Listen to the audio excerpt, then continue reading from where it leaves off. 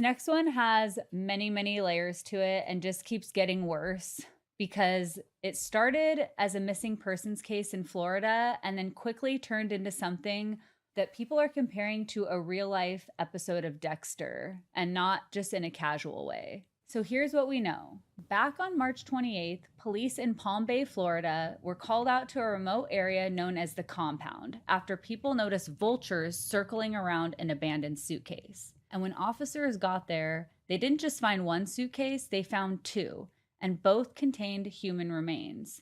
And when officers got there, they didn't find just one suitcase, they found two, both containing human remains. And inside one of those suitcases, investigators found a knife and an Amazon package with a name on it, Lucas Sander Jones. So almost immediately, police had a lead and a lot of questions that needed to be answered. And when they started digging into that, everything started to unravel.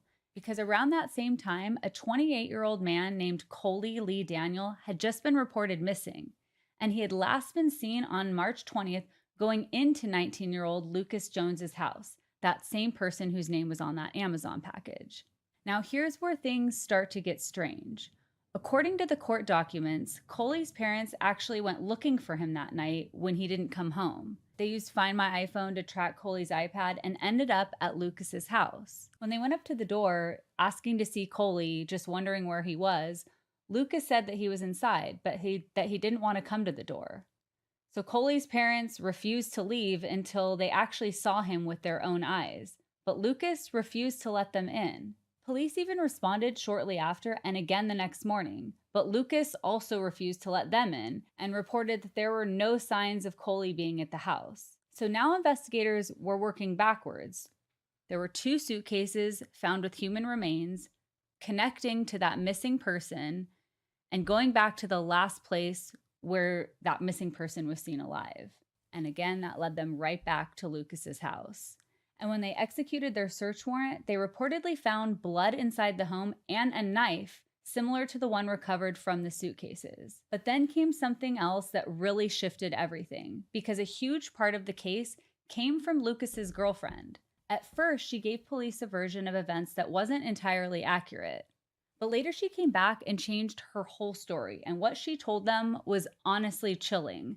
She said that Lucas confessed to her, telling her, quote, "I killed somebody and cut him up."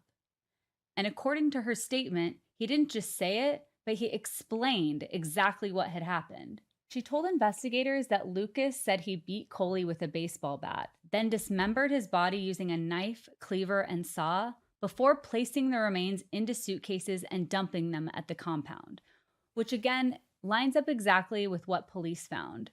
Now, the girlfriend's statements don't stop there. She allegedly told police she initially lied because Lucas had coached her on what to say and that she was afraid of him, to the point where she thought she could even be next. She also described there being blood in the house, being asked to help clean, and even driving Lucas to the compound and seeing him unload containers and leave them there, not knowing what he was dumping.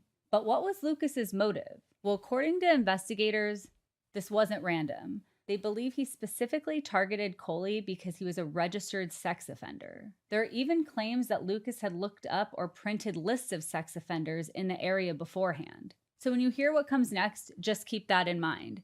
Because the part that has shocked everyone is that investigators say Lucas allegedly kept some of the victim's blood on microscope slides, which is why some people are drawing comparisons to the TV show Dexter, mostly because of the blood on the slides, but also because of this idea of vigilante justice.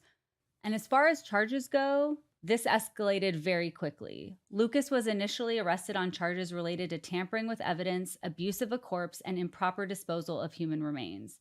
And he actually bonded out.